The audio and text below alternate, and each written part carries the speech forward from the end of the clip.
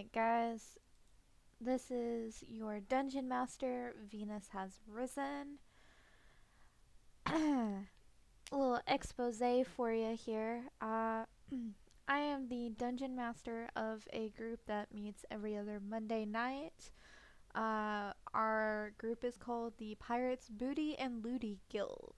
I know, hilarious, right?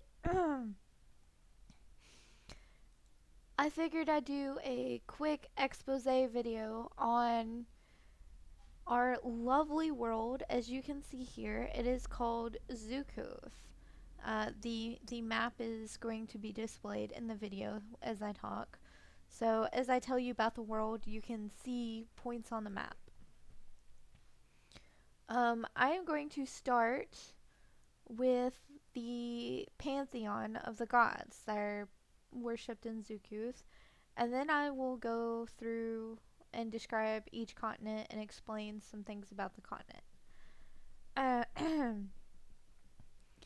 And then I will tell you how our players got dragged into the mess that they are currently in. So let's get started. So the world of Xukuth has 5 gods. They are dragons, and in the world of Xukuth, dragons are not merely beasts. They are revered as the avatars of the gods. They are deeply linked to the elemental forces that govern the land. Each continent is said to house a dormant dragon. They're capable of immense power, either bringing about great destruction or restoring balance when awakened. These dragons, they're beloved. They're also often likened to cats in their demeanor, and typically are found sleeping until the moment their influences are needed. That is just their dragon form.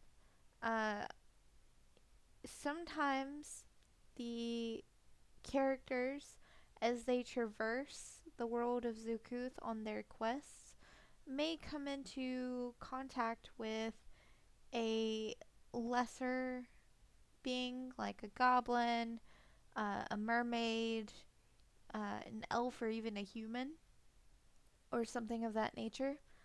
And it will be one of the gods in disguise, because they don't always use their dragon form, because their dragon form takes too much attention, and whatever smaller form they choose, they're probably only using that form for a short while, like a couple years or so.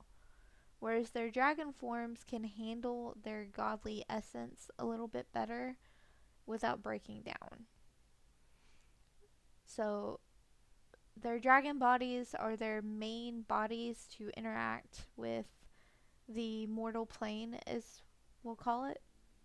But they have other bodies they can use. I mean, they're gods. It's like saying, I only have one outfit to wear when I go out, you know? That's boring. I'm gonna have multiple outfits.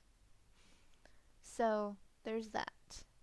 There's 5 main gods, and we will talk about their dragons and a little bit about their personalities and what their dragons look like. Of the 5 gods, there is only one female, and we'll talk about her last. So let's get into it. Alright, so our god number 1, King Zalia's dragon.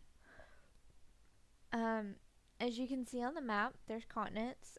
He is primarily worshipped by the humans in the Craven Citadel of Southern Draix, which is the center continent, and some beastmen in the deserts of Ritem, which is the far southeast continent. He has shimmering scales that transition from a deep blue to a very vibrant gold, which represent the sky and divine light of prophecy. His vast wings, they kind of look like celestial maps, like stars in the sky, adorned with like patterns mirroring constellations. Uh, he has bright white eyes, that see through the veil of time. Uh, and as far as his personality goes, he's wise, he's contemplative. He usually, when he's active in his dragon form, he likes perching on high mountains or towers, watching over the lands, waiting to guide lost souls. He is the Lord of Direction and Prophecy. He oversees the fates of humans and ensures all souls cross to their correct destination. So that is King Zalia's dragon. And as I said, he's worshipped in two places. It's not uncommon for the gods to be worshipped in multiple places. Uh, he is one of those gods. Oh, excuse me. All right. Now, this god I actually get to currently um, pretend to be in game as this god, because I get to play his alter ego, and you'll meet his alter ego when we introduce him in another video. Musa the Dramatic. He's worshipped on Hanging Rock. He's also worshipped by sea captains for guidance, and he's really worshipped by mermaids and sirens. Yes, Xukuth is mermaid and siren heavy, just because I love mermaids. He is a pure white dragon with just ever so slight hints of gold, kind of like on his wings and face.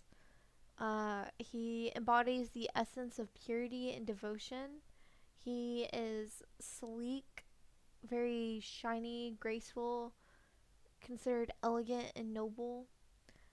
He has soft blue eyes. He's a very compassionate and understanding dragon. He's also gentle and nurturing, but very mischievous, which is why he's called Musa the Dramatic. He is also a lord of purity and devotion. And he actively fights against dark powers.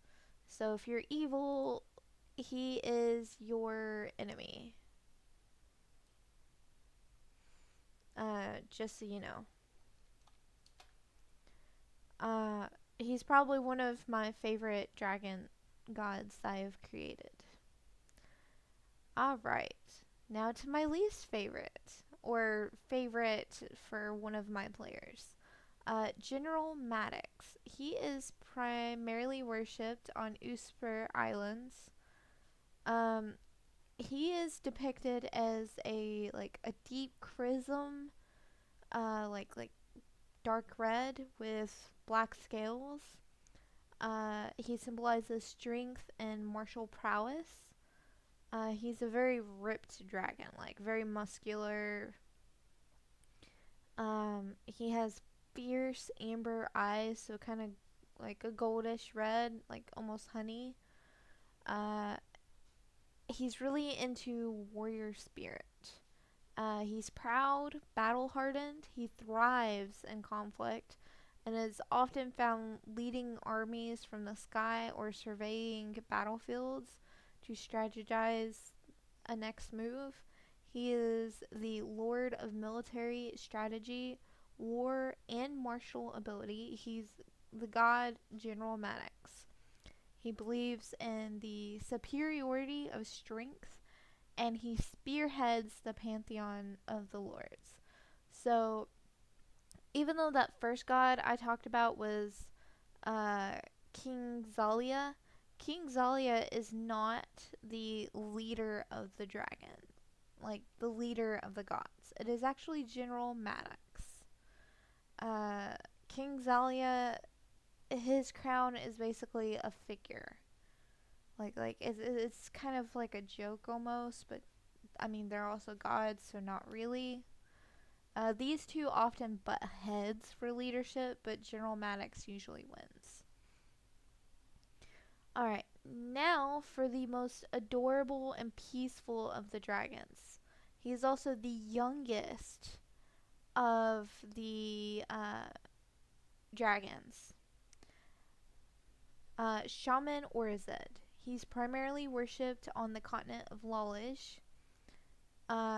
He his scales are like pastel greens, blues, and whites. He's a very harmonious and empathetic dragon. He has floral and vine-like patterns adorning his body. He is also, I would like to mention, out of all the four male gods, he is the only male god that hasn't procreated with the only female god. Just putting that out there. He has very gentle eyes that are green. He's very peaceful, nurturing. He prefers lush forests or tranquil lakes. Uh, he promotes the collaboration and love among all creatures. He's very, like I said, empathetic. He preaches of acceptance and harmony. He's very big into diplomacy, writing, and poetry. So he's the artistic of the dragons. Oddly enough, the one female god of the five Pantheon gods also promotes collaboration and love among all creatures, but not in the same way. So let's get into that. So Nefertari, she is the only female god on the world of Xukuth. She's primarily worshipped on Draix. Uh, her dragon is described as shades of deep purple and black with iridescent highlights. Sorry, big word. She has like flowing fins in place of normal wings. Her eyes, they kind of shift back and forth between hues of red and gold, which supposedly reflect like desire and temptation. She's very cunning, seductive. She prefers to lurk in shadowy places, especially like mountains or really deep, dark lakes. She also enjoys influencing mortals and drawing them into like a web of a very interwoven story filled with deceit. But she herself, even though some people consider her to be like evil, she's kind of just mischievous, kind of like Musa, but in a different way. She is known as the Lady of Desire and Deception. Uh, she does enjoy corrupting humans, and she does enjoy pushing them to discover dark powers or sin. And amongst all of her temples, every single one usually has a giant mural that depicts her in another form other than her dragon form, and it's usually like a dark elf form. Uh, and in the mural, she is often depicted in an orgy with a harem of various races and sexes, not just dark elves. Which is why of all of the gods' worships, hers is basically like hippie love, free love, like uh, even though most of Xukuth believes in only one marriage, uh, you're allowed to love as many people as you like with her worship. Some Nefertari worshippers actually take on polyamorous relationships where they have like multiple wives or multiple husbands. Uh, not all of them, but a few. So there is that. Um, so there are also lesser gods in the world of Xukuth, but I'm not going to introduce them because one of them has to do with a character that a player is playing, and another is one of the characters a player is playing. And we have just gotten into that in the story. But I'm not going to cover that until another video where I bring in the players to tell people about their backstories. So that is the entire description of the Pantheon of the Xukuth gods. In my next video, I will cover the geography of the world. I'm doing these videos in segments. So the next video, I will cover what you see on the map and just a little bit about it without getting too much into the story.